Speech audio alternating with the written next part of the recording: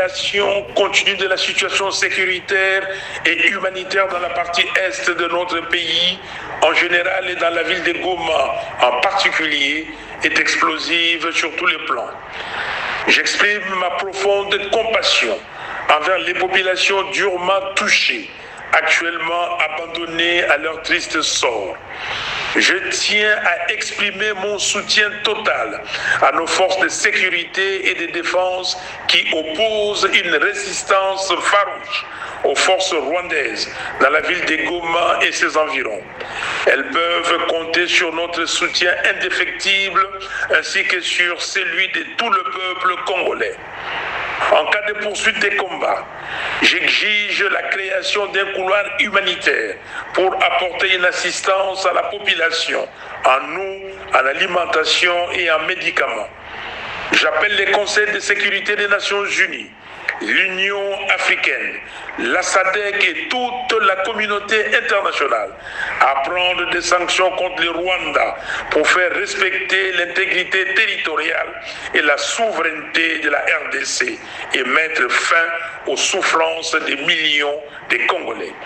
Je réitère mon appel aux pères spirituels d'œuvrer de toute urgence pour rassembler les parties prenantes dans un esprit de cohésion nationale afin de trouver une solution idoine à cette crise. Si M. Félix Tshisekedi persiste à se dresser en obstacle, il sera tenu pour seul responsable de la déchéance de notre nation et devra démissionner. Enfin, je lance un appel à la mobilisation populaire pour une marche des colères ce samedi 1er février contre l'agression rwandaise et en soutien à nos vaillants militaires. Je vous remercie. Que Dieu vous bénisse. Que Dieu nous bénisse. Que Dieu bénisse la République démocratique du Congo. Que Dieu bénisse les Congolais. Que vive la FARDC. Que vive la guerre en RDC. Parce que nous voulons la paix. Nous voulons réellement la paix. Dans toute étendue, RDC, République démocratique du Congo. Bravo, bravo, bravo Congolais. Bravo, bravo, bravo Congolais. Bravo, bravo encore une fois Congolais. Parce que nous ne sommes pas des lâches. Nous ne sommes pas des lâches. Nous ne sommes pas des lâches. On en a marre. Et tout doit prendre fin. Tout doit prendre fin. Parce qu'on ne peut plus et on ne veut plus et nous ne voulons plus ce qui se passe dans notre pays. Nous ne voulons plus ce qui se passe dans notre pays.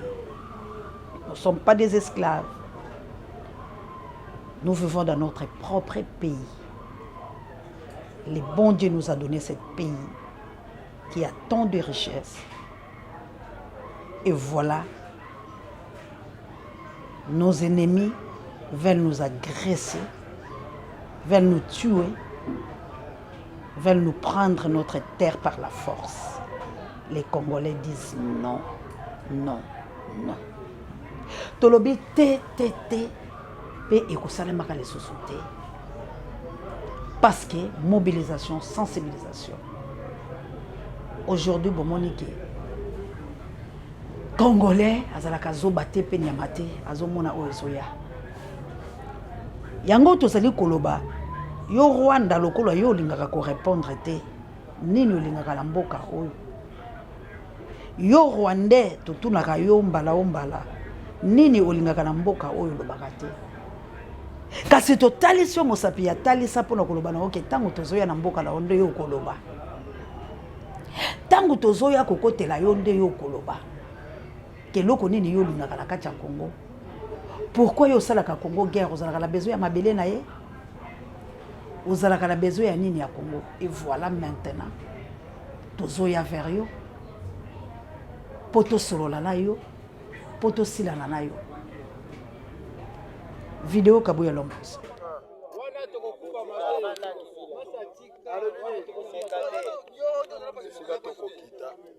esika tokondita tondima te kiu tobima sans arme tokoma kaka boye mbala moko moto na moto arécupere arme na ye tobanda fe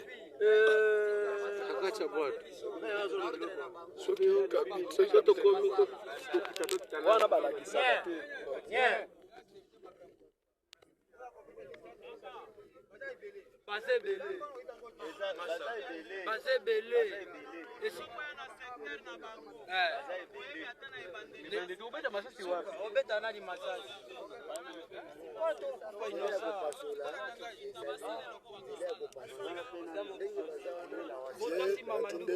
natindeli image oyo eza bato na biso oyo bakangi biso bao nyonso ozomona baza na teni civile baza bamilitaire eza teni tosi tolongoli tala baimage ya teni wana naolakisa o oza journaliste partage image oyo mpo opinion oyo eyeba tolongwaki deja na Goma tozokende vers Bukavu na kati ya mai toleki deja tina niveau ya zone ya ennemi mais force marine rwandaise balandi biso na bakano rapide ti baye koencadre biso ti bakangi biso nyonso mateka bato mobimba ndenge toza bo plus de 500 hommes militaires des FARDC nde yango bazokende biso ke bake kotika biso na maboko ya rebelle ya M23 na Kasunyu nde esika bazomema biso soki babomi biso opinion eye bakende eloko wana ekomeli biso. Merci vieux, peut-être kozala vidéo na ngai ya suka ya kotindela opo naza sire ke bakobotola biso ba appareil na ko maltraiter biso ba wana nyonso zomona basoda garde républicain basoda ba unité différent vraiment nde yango wana omoni force nyonso oyo eboyaki kosala na M23 mais toza ba capturer choix ezate que la justice soit faite. Bandeko na biso batiki plusieurs testaments oyo elelisi tout congolais bomoni bango na kati ya masuwa baza kokende mpona kodéfendre patrimoine na bango biloko na bango mboka na bango et voilà ba marine rwandaise bakangi bango. Pourquoi?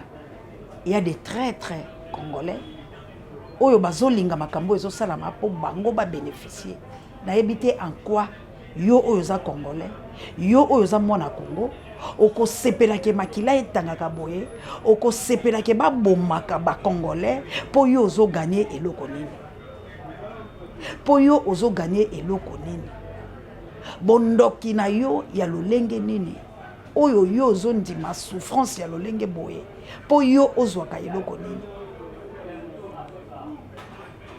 nayebite. Mais lelo to se décider to kokufa pona ekolo la biso.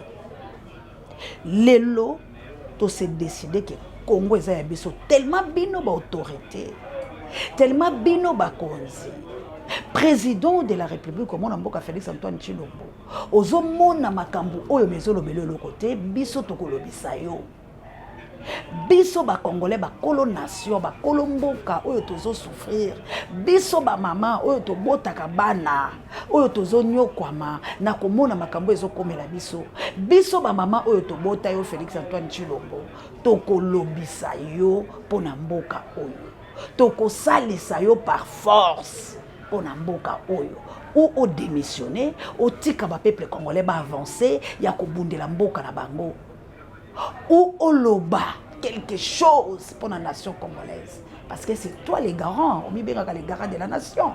Maintenant, un parent a quoi qu'on dit, ma teba bomela eba la lolenge wana. Pe asalaka kamunoko ya kokanga. Je ne pense pas. Alors c'est le moment yo oloba.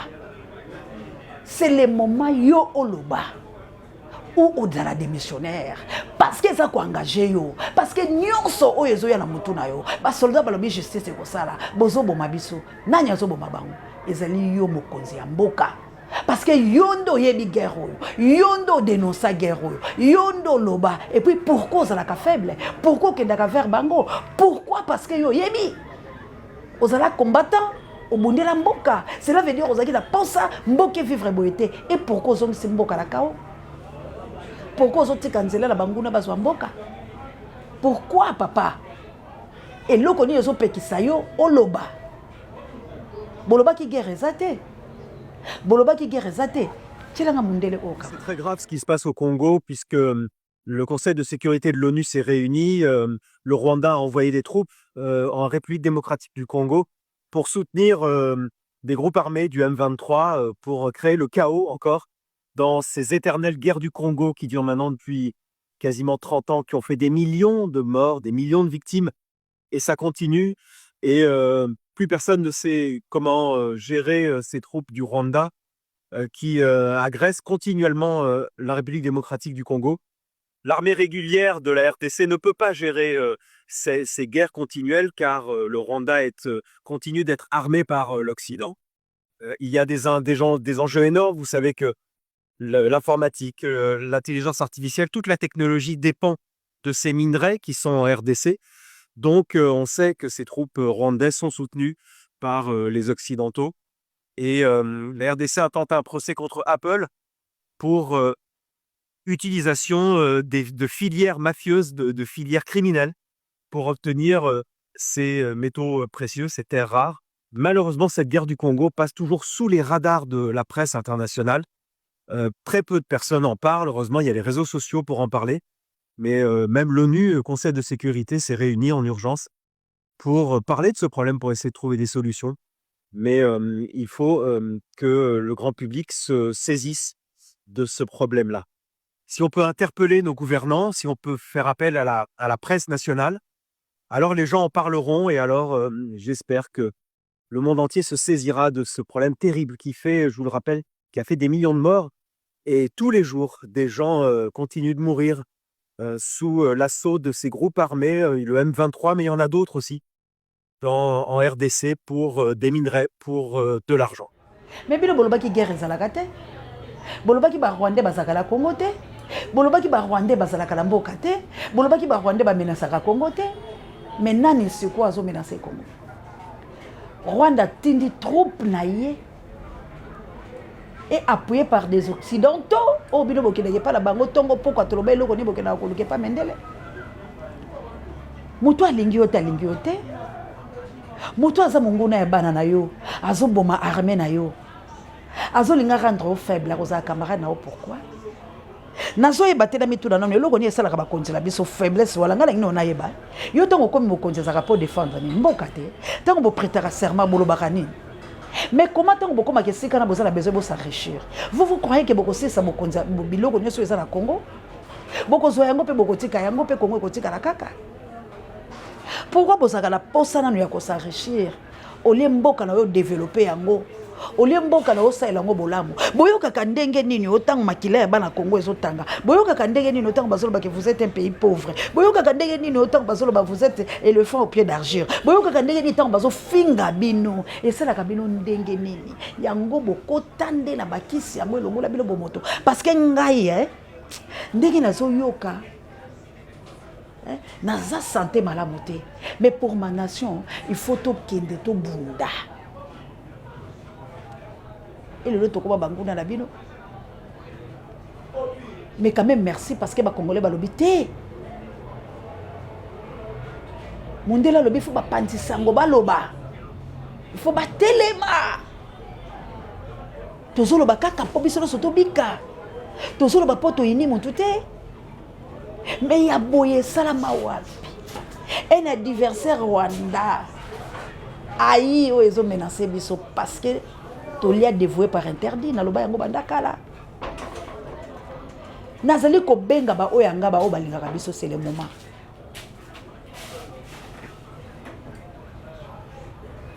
Soki toza na mbongo te to somba pinete.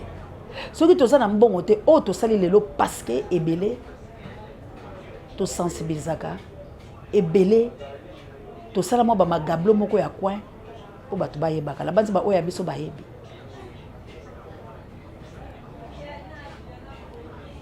Mais tous en souci, to continuer événement pour tout lobby ça va continuer. Tous en a besoin lobby et continue. Tous en a besoin lobby et continue.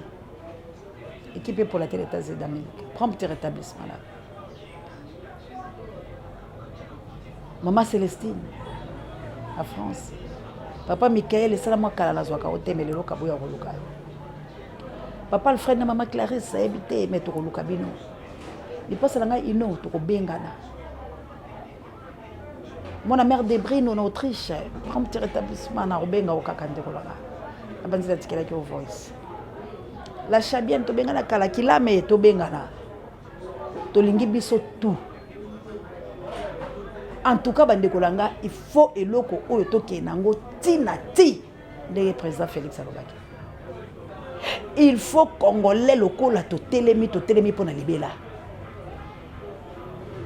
il faut bon koko esala mabele sala bokulaka ikala bino tout o bozaka la souci ya mboka totelemisa biloko nyonso ya ba province na biso nous avons 450 ethnies na sous-ethnies cela veut dire que tozala ba pratique na biso oyo tosalaka na bikolo na biso oyo soki toboye loko tokotelema biso nyonso na ba pratique ya bamboka na biso ya bikolo na biso ya bankoko na biso pona lolenge nyonso pe ya bonzambe oyo toali nango po barwandais batika mboka pe na bato nyonso batindaka lango.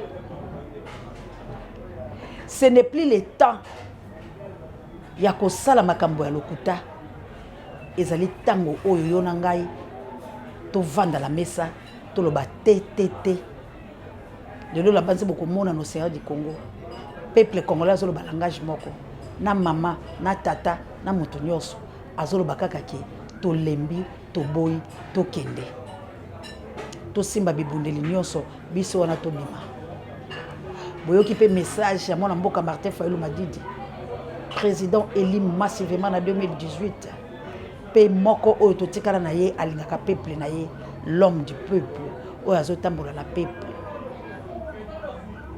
na tango oyo ngai na yo toya tosolola parce que bazoboma parce que bakoti biso guerre parce que ba Rwandais baye alors lokola ba occidentaux bango bazana eloko te balobi ba profiter ba soutenir ba Rwandais pour la koboma mboka la biso biso pe tokosala bango guerre tous les ambassades et coexister ya ba paya na Congo tous étrangers abima na mboka la biso parce que tokotia yo fait soko zalaka pour Congo ba kosala eloko te sinyo ekozala po ezala lekolo ya yawo elembo komona na bakolo babotika oyo pa soutenaka mboka mais soki okota awa lokola infiltré ndeko langa kombola oliwa kombola okufa obimate na mboka oyo bino bakambi palais du peuple ezokangama mpona bino parce que bozosala eloko te les sénateurs les députés bozolia mbongo ya Congo inutilement bozoyiba biso misolo na biso bozosala eloko te okosala te ti mokolo oyo este kozwa kimia bokosala te po bosalaka eloko te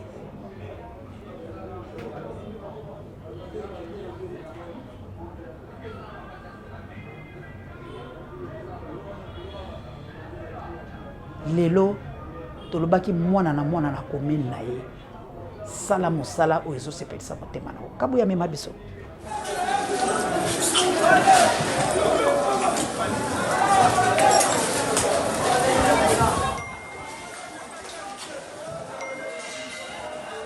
En direct de l'ambassade du Rwanda, ils en ont marre, les Congolais.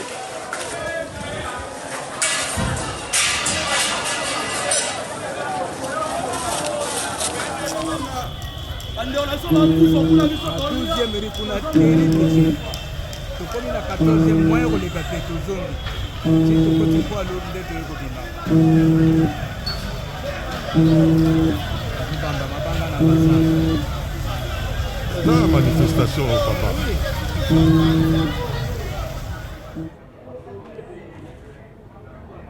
Biso pe to salaki na peuple kabuya mema biso.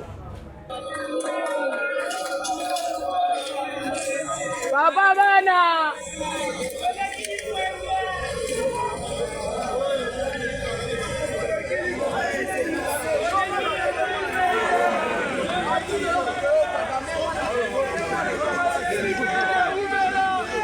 Kagame yozela mwana otoko pante makolo. Papa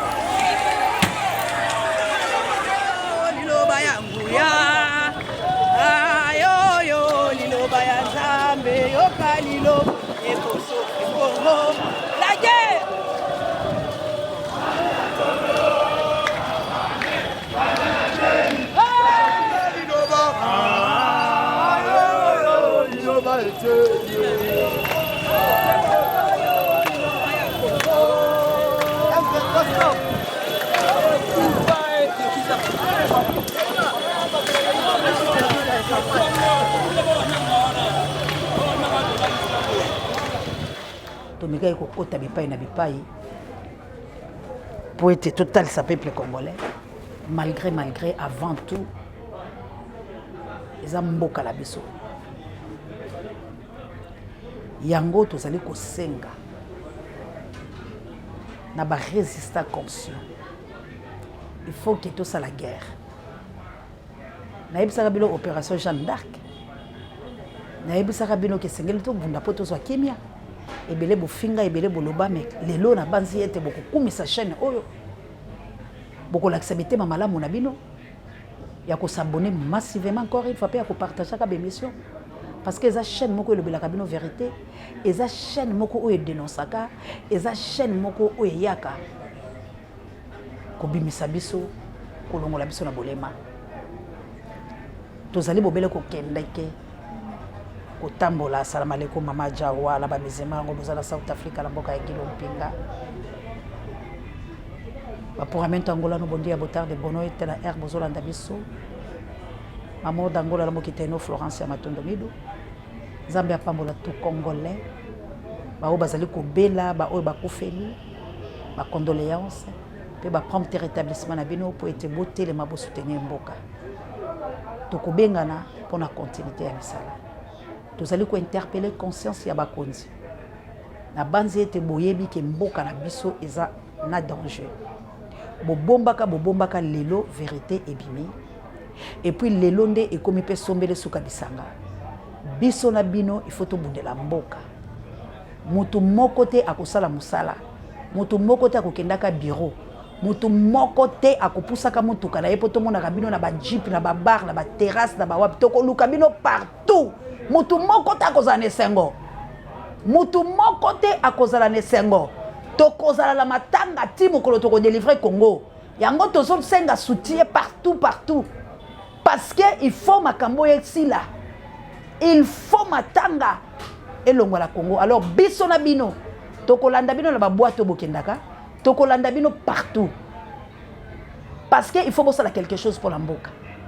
Ce n'est pas du petit peuple zolela yonde na bana na obosaka la bisengo te biso tout tokolate la mbaya ngola pe ya matanga pona kobunde tumbala ba nguna na biso na awande tolobi que la guerre commence que la guerre merci na esprit oyo kongola lati et puis esprit wala nde kotika yo oyo kotelemela congolais lokola adversaire yeba ke kongola ko lia yo yeba ke lion azoganga yeba ke lion azako ganga yo mutu oyo kotelemela congolais yeba congolais ko lia yo mutu oyo zali contre na mouvement oyo zali ko salama na Congo yeba ke Congo ko lia yo yeba ke Congo e komela yo parce que trop c'est trop.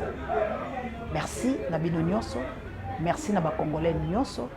Nous voulons la paix et voilà voix moko ezali révolutionnaire voix moko ezali ya biso nyonso na lisanga pona kotombola ekolo ya biso pona koloba te nzambe ya lola azana biso abatela biso ngai na yo toluka lisungi ya mboka la biso partout oyo bozali yanga mokonzi na Angleterre partout oyo bozali ba mama ya moto mojali prière lo sambo ba oyo baza pire bokota kokota te pour la livrer mutu metali sans nzambe makila bana Congo esopani ebele mboka la biso Congo ekolela nzambe wana atinda bokasi pe nguya na ye na tina ete tozala balongi tosengi na bana Congo nyonso batelema.